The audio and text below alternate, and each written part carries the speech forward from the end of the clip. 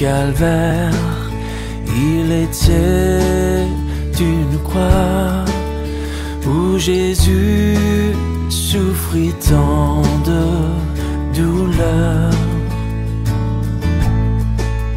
Oui, c'est là qu'il mourut sur cet infâme bois pour sauver le plus vil des pécheurs. Dans la même saison, on avait vu le rôle du Messie. Bonsoir André, je ne sais pas qui tu es, mais peut-être qu'on se connaît.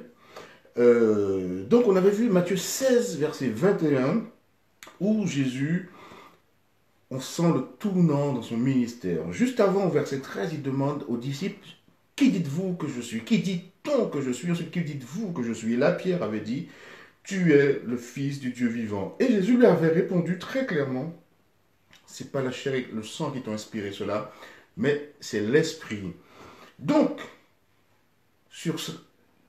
étant donné que les disciples savaient qui était Jésus, Jésus s'est dit, « Ok, ils sont prêts maintenant, je vais vraiment leur expliquer le rôle du Messie et ce que ça implique d'être le Messie. » Et c'est là, donc au verset 21 de Matthieu 16, dès lors, Jésus commença à montrer à ses disciples qu'il fallait qu'il aille à Jérusalem, qu'il souffre beaucoup de la part des chefs juifs, des anciens et des scribes, qu'il fallait qu'il soit tué et qu'il se réveille le troisième jour. Donc il avait commencé à parler très clairement. Et comme il voyait, on l'a vu dans la deuxième saison, il y avait souvent les chefs religieux, les pharisiens, les scribes qui le scrutaient, qui l'accusaient de tout. Et il a compris, voilà, il complotait pour le tuer. Donc il était temps qu'il prépare ses disciples. Qu'est-ce qu'on a dit? Donc, et on était passé à Marc 8, verset 31, c'est toujours les mêmes paroles de Jésus. Et Jésus disait qu'il fallait que le Fils de l'homme souffre. Donc c'était quelque chose d'inéluctable, une nécessité. Donc d'après Jésus, et c'est important de bien comprendre ça pour la suite du dialogue, d'après Jésus, la croix n'est pas une option, c'est une obligation. Il l'accepte. Et on a vu que c'est un homme comme tous les autres. Il ne tenait pas absolument à être cloué sur une croix. Mais il n'était pas venu non seulement il est venu sur terre pour vivre une vie sans péché, pour être justifié par la loi, que Satan accusait d'être pas juste, mais il était venu pour servir de rançon et donner sa vie en rançon pour une multitude. On trouve ça dans Marc 10, verset 45. Alors, les Juifs, on l'a dit hier, ne savaient rien d'un Messie souffrant. Dans la conception juive, et même la conception des disciples, on voulait un Messie qui chasse l'oppresseur romain. Donc, ils voulaient un roi conquérant, un Messie. Et là, le Messie souffrant, ils n'étaient pas prêts. Donc, c'est pour ça que Jésus a été très patient, il a fait preuve d'une patience infinie à partir de ce moment-là jusqu'à la fin, parce qu'on va voir juste là dans le dialogue avec Pierre, c'est quelque chose, mais après il a fait preuve d'une patience infinie. Donc dans leur conception, le Messie souffrant, ce n'était pas quelque chose qu'ils avaient intégré. Donc, alors Jésus savait que les disciples, s'ils n'étaient pas capables de comprendre vraiment le rôle du Messie, la nature même, ce que cela impliquait, il n'aurait pas été prêt à comprendre le sens même de la résurrection. Et nous également, si nous avons des préjugés, on pense avoir compris l'évangile et finalement on n'a pas tellement compris dans la nature du Messie, on pourrait très bien avoir des préjugés et être aveuglés. Cela nous menace également. Donc demandons au Seigneur, on l'avait vu au début de la deuxième saison, le titre c'était « Comment va votre vision spirituelle ?» Donc demandons au Seigneur d'avoir une bonne vision spirituelle, mieux qu'un felou, et un cœur pur et reconnaissant pour croire. Que j'ai dit hier encore, voilà, alors on voit que dans la réponse de Jésus, parce que quand Jésus, au verset 17, il dit que Pierre est inspiré par Dieu, quand il lui dit, tu es le Fils du Dieu vivant. Or, au verset 23, Jésus dit à Pierre clairement qu'il est Satan. Donc Jésus savait que ça faisait mal à Pierre, que lui également doit souffrir. Mais Pierre a carrément pris le rôle de Satan. Tous les deux, donc Satan, lors de la première tentation du Christ, les tentations, et Pierre, à ce moment-là, affirmait à Jésus qu'il pouvait remplir sa mission sans pour autant mourir sur une croix. C'est ce que Pierre dit, en gros. Il dit, mais non, jamais ça va t'arriver si je suis là. Vous vous rappelez Pierre, celui qui coupe l'oreille de Malchus, le gars impétueux, là. Il dit, Dieu t'en préserve, Seigneur, cela ne t'arrivera jamais. Donc Pierre, il est prêt, il est sincère. Il est sincère, Pierre, il est prêt à défendre Dieu.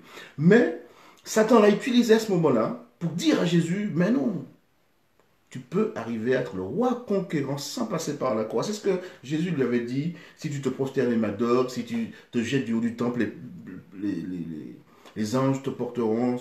Voilà, vous voyez de quoi je parle. Donc c'est pour ça que Jésus, il est très dur avec Pierre. En réalité, il parle à Satan. Et c'est pour ça qu'il dit, va-t'en derrière moi, Satan. Qu'est-ce que je dis d'autre? Donc ce qui était triste, c'est de savoir, et c'est une réalité, que Satan utilise les disciples de Jésus ou ceux qui travaillent pour lui pour accomplir sa propre tâche. Donc, vous et moi, nous devons être beaucoup plus lucides que Pierre pour ne pas jouer le rôle de Satan et sans même nous rendre compte, parce que forcément, vous et moi, on ne va pas le faire de manière flagrante en sachant que c'est Satan qui nous utilise. Voilà. Mais souvent, on le fait sans s'en rendre compte. L'autre leçon, c'est que nous sommes changeants. C'est-à-dire qu'aujourd'hui, nous sommes inspirés par Dieu, et puis demain, on peut être les instruments du diable. Parce que des fois, nous sommes des créatures faillibles. Donc aujourd'hui, on peut être contrôlé par la connaissance, et puis demain, par l'ignorance. L'autre leçon, c'est que, tout comme Jésus, nous ne devons pas rejeter les gens qui, en raison de leurs erreurs ou leur stupidité, pourraient nous embêter. Jésus n'a jamais rejeté Pierre, il a été d'une patience infinie avec Pierre, même que c'est le même qui va le renier. Voilà. Donc c'est un peu ce qu'on avait dit hier, c'était le tournant du ministère de Jésus, là où Jésus explique le rôle du Messie, parce que là, on se dirige doucement mais sûrement vers la croix. Nous allons prier et commencer à la méditation d'aujourd'hui. Merci Seigneur de ce moment que tu nous donnes, hier tu nous as fait comprendre la nature de ta mission. Et aujourd'hui, nous allons voir ce que cela implique d'être un disciple. Nous disons tes enfants, tes disciples, nous disons être chrétiens. Mais ouvre-nous les yeux, Seigneur, pour que tu puisses combler le manque qu'il y a dans nos vies, pour que nous puissions être de véritables disciples. Change nos cœurs, Seigneur. Amen. Je vous invite à aller dans Matthieu 16, verset 24. Donc on est toujours dans le chapitre de Matthieu 16. Là, on est au verset 24. À la suite de cela, être chrétien, ce n'est pas aisé, nous dit Slide 194. Alors, en deuxième saison, il y a quelque temps, la semaine dernière, on a fait une méditation, le titre c'était « Suivre Jésus, est-ce compliqué ?» Donc tout le monde, à la conclusion, affirmait que on ne peut pas dire que ce soit aisé, mais la conclusion, c'est que, et c'est là où Satan nous fait croire que c'est quelque chose de compliqué. Mais c'est pour ça que c'est intéressant de revoir les évangiles, surtout le passage avec Nicodème, où Jésus explique plein de choses. On s'est rendu compte que c'est le Saint-Esprit qui fait plein de choses. Et souvent, on est dans ce qu'il faut faire pour arriver, alors que c'est juste un mode de vie que le Saint-Esprit nous propose de produire en nous. La seule chose que nous avons à faire, et on a la main sur le loquet du cœur, et Jésus frappe, et on ne veut pas l'ouvrir. Et c'est pour ça qu'on trouve souvent que c'est pas aisé, que c'est difficile. Dans tout ce qu'on a dit depuis le début, c'est le Saint-Esprit ou Jésus qui se propose de produire cela en nous.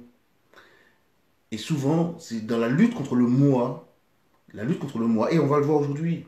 Le titre de la méditation d'aujourd'hui, c'est « Pas de compromis ». J'ai dit « pas de compromis » parce qu'en réalité, c'est qu'est-ce que c'est qu'être un disciple. Et on voit, en conclusion, qu'en réalité, il n'y a pas de compromis à faire si on veut être un véritable disciple. C'est pour ça que j'ai appelé ça « pas de compromis ». Donc, on va revoir un peu, j'espère que c'est 194. Je ne suis pas en train de dire que c'est facile, mais je suis en train de dire que si on laisse... En fait, ce qui n'est pas facile, c'est de laisser Dieu faire en nous. Ça, c'est pas facile parce qu'il y a la lutte avec le moi. Mais c'est Dieu qui produit en nous le bon vouloir et le faire.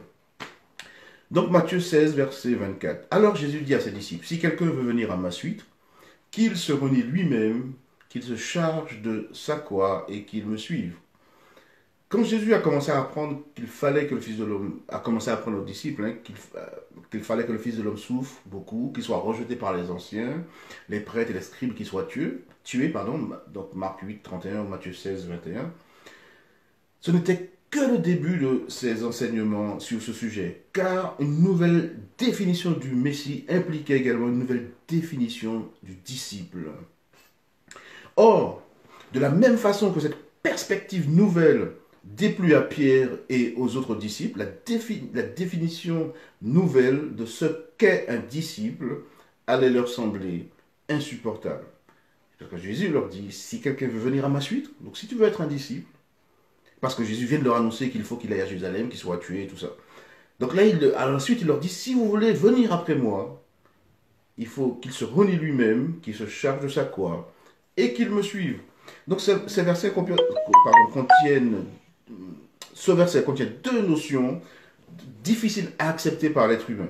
La notion de reniement, donc il se renie à lui-même, et la notion de croix.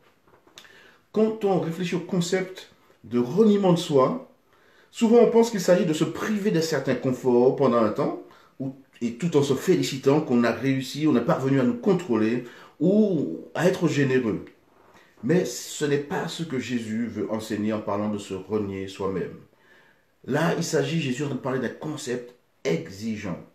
Il y a un théologien qui suggère que dans ce verset, cela signifie s'oublier soi-même, renoncer à ses propres intérêts. Un autre auteur souligne que le reniement de soi va plus loin que l'abnégation. C'est considérer que nous ne sommes pas une fin, mais un moyen dans le royaume de Dieu. Donc, ce serait quoi? C'est renoncer à notre ego qui est omniprésent, renoncer à notre désir d'avoir la priorité en toute chose, renoncer à notre envie de toujours mettre en avant le je, le moi, le mien. C'est renoncer à notre intérêt pour nous-mêmes et à notre aspiration au confort et au prestige. Il s'agit de se renier soi-même, non pas pour des raisons morales, mais pour le Christ, pour notre moi, mais à sa cause. Il y a une différence essentielle entre l'abnégation et le reniement de soi. L'abnégation peut être une attitude superficielle. On peut montrer qu'on fait preuve de... On jeûne, on se frappe la poitrine, on peut se couvrir de sacs de sang devant l'église. Mais ça peut être juste une attitude visible, donc superficielle. Alors que le reniement de soi est une question de cœur, toujours le cœur. Ou plus exactement de changement de cœur. Dans ce domaine de reniement de soi, tous les disciples de Jésus doivent devenir plus transparents et plus honnêtes. Jérémie nous dit dans le chapitre 17, verset 9, « Le cœur de l'homme est tortueux par-dessus tout et il est incurable. » Notre cœur est tortueux et il n'y a pas de remède. En effet, la dernière chose que le cœur veut entendre, c'est comprendre que le reniement de soi est un enjeu crucial pour tout véritable chrétien. Donc la dernière chose que le cœur veut, c'est comprendre que le reniement de soi est un enjeu crucial pour tout véritable chrétien. Je veux là rappeler une chose que je répète souvent. On ne peut pas comprendre toutes les paroles de Jésus, tous ses enseignements, si on oublie le contexte, le fond du tableau. C'est toujours le conflit cosmique. À l'origine et à la fin, c'est toujours une question d'adoration.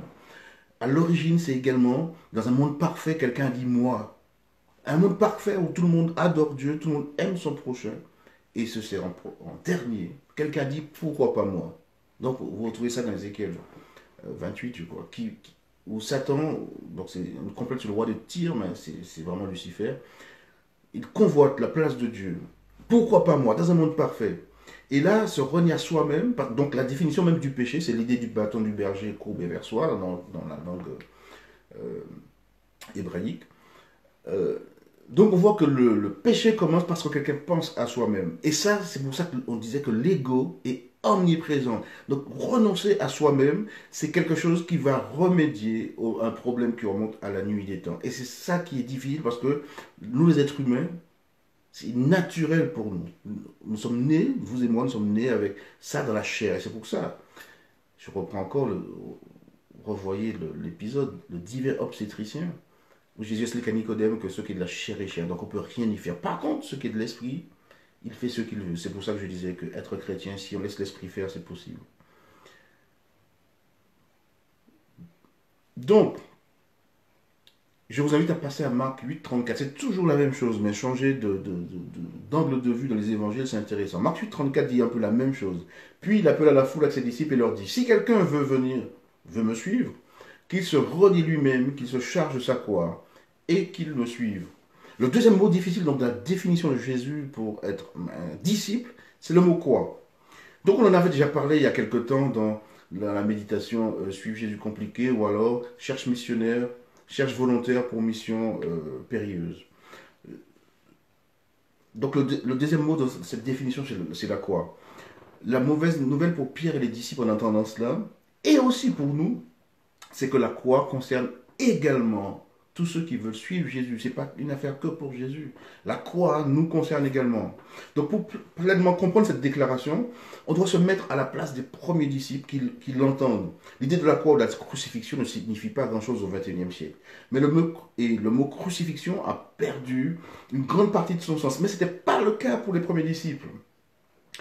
Eux, ils savaient que porter sa croix, c'était un voyage sans retour. Ils ont vu des gens qui traînaient des bouts de croix, comme Jésus l'a fait, ou Simon de Cyrène est arrivé. Donc ils avaient vu, et je vous dis, il faut regarder un peu plus loin, vous comprenez tout de suite. Donc quand les disciples entendent cette définition de Jésus pour être un disciple, ça les a quelque peu ébranlés. Parce que quand ils voyaient quelqu'un porter sa croix, passer dans la ville, ils savaient très bien que c'était pour un voyage sans retour. La seule chose qu'ils attendaient, c'était la mort.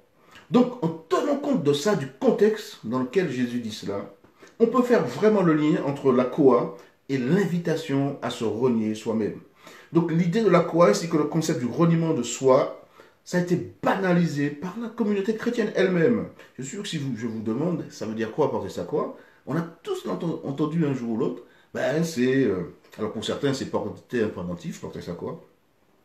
Et pour la plupart des gens, c'est accepter un certain désagrément ou certains inconvénients dans la vie, comme un mari au caractère difficile, une épouse négligée ou encore un problème physique. Ça, pour la plupart d'entre nous, dans notre inconscient, porter sa croix, c'est cette signification. Mais ce n'est pas à cela que Jésus pensait quand il a affirmé à ses disciples qu'ils devaient se charger de leur croix. Il parlait de la croix en tant qu'instrument de mort.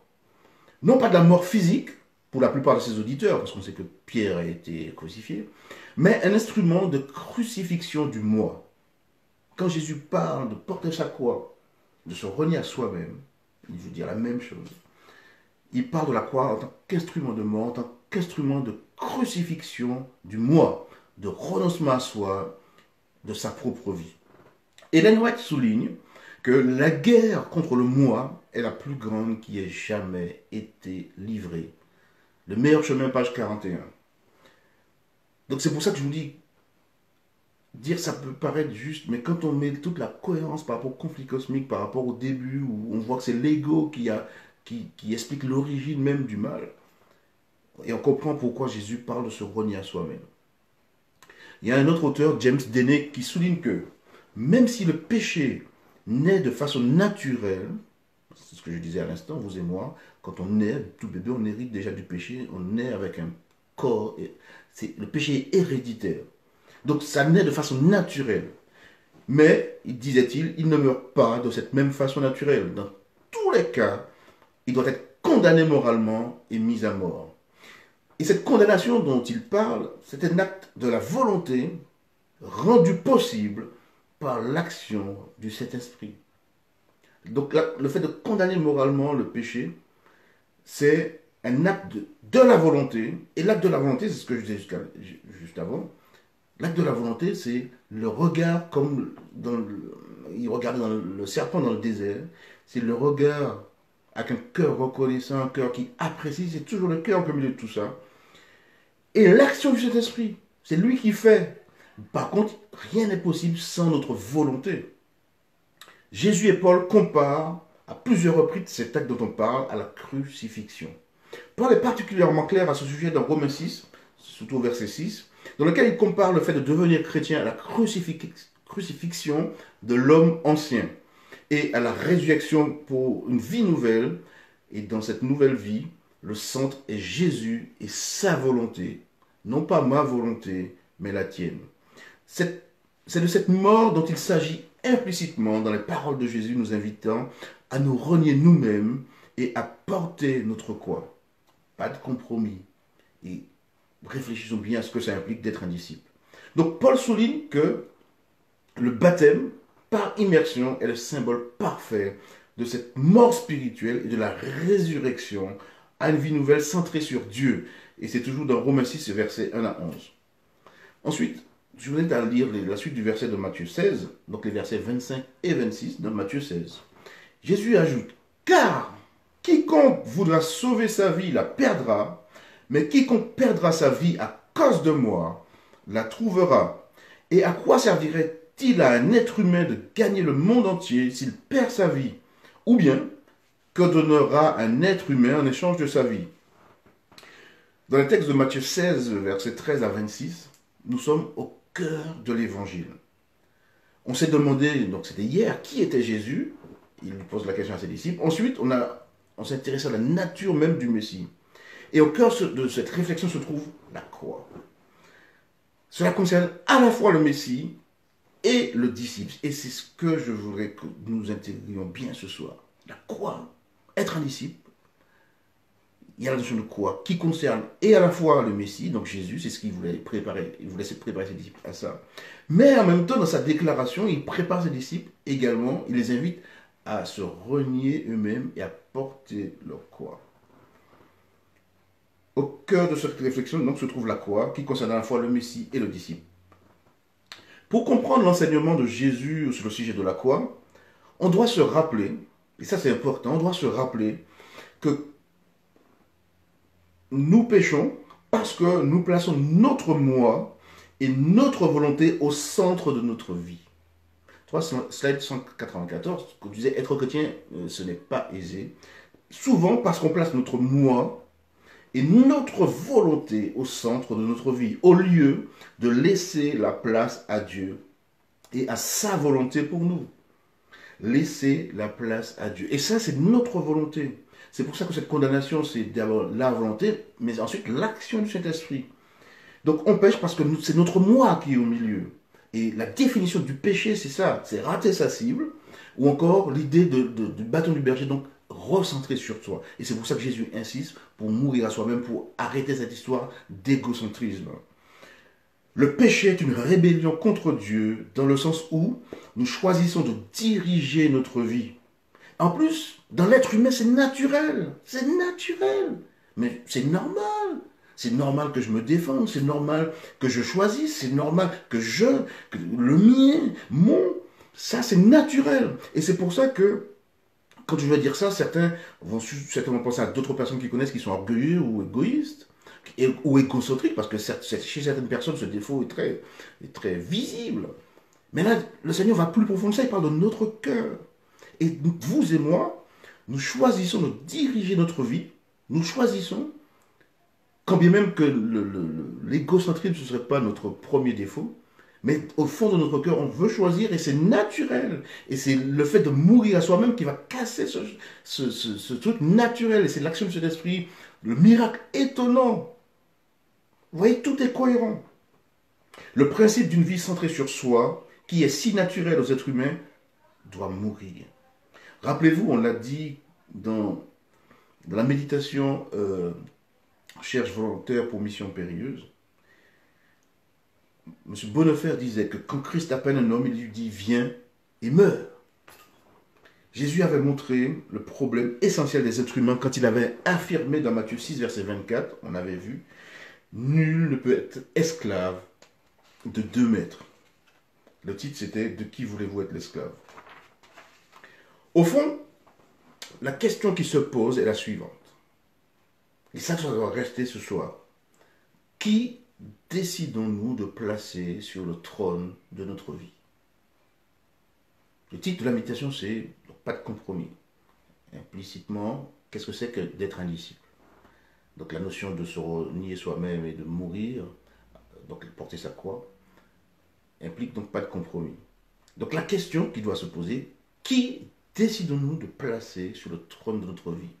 Notre moi, parce que souvent on parle de Satan, mais il utilise notre moi.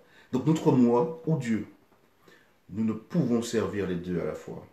Quand nous recevons l'appel du Christ, nous devons soit le crucifier, soit crucifier notre moi. Je reprends. Quand on reçoit l'appel du Christ, nous devons soit le crucifier, Christ, ou crucifier notre moi. Il n'y a pas de compromis possible.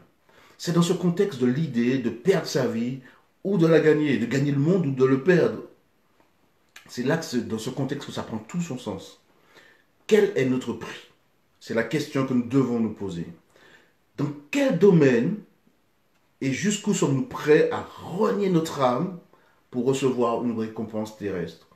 S'agit-il de la popularité, de l'argent, du prestige, de l'amour, entre guillemets, l'amour humain, des distractions ou d'autres choses?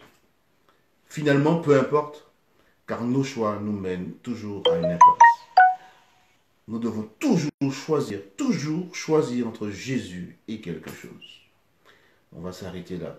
Je vous invite vraiment à réfléchir à ce que cela implique d'être le disciple. Hier, on a vu ce que ça impliquait d'être le Messie. Et là, aujourd'hui, ce que ça implique d'être un disciple. Jésus est clair.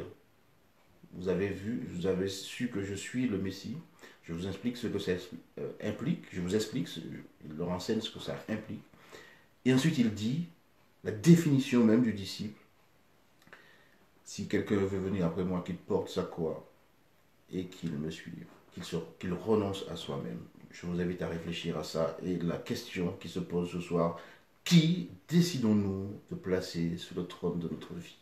Je trouvais que c'est intéressant, partager. Ce n'est que l'évangile, des choses simples, mais capitales, si vous voulez que notre maison soit bâtie sur le roc. Je vous invite à prier. Merci Seigneur pour ce que tu nous expliques ce soir. Comment être ton disciple. Tu nous invites vraiment à renoncer à nous-mêmes. Mais en réalité, pour pas grand-chose, une vie courte qui va mener à la mort éternelle. Pour renoncer à nous-mêmes, pourquoi? Pour la vie éternelle, pour la perspective de l'éternité. Cela implique que l'on renonce à nos désirs égocentriques, à vouloir diriger notre vie, mais surtout à te laisser habiter dans nos cœurs, et que ton esprit fasse place nette et enlève et ôte toutes les souillures par le sang de Jésus. Amen. Bonne soirée à vous et à dimanche soir.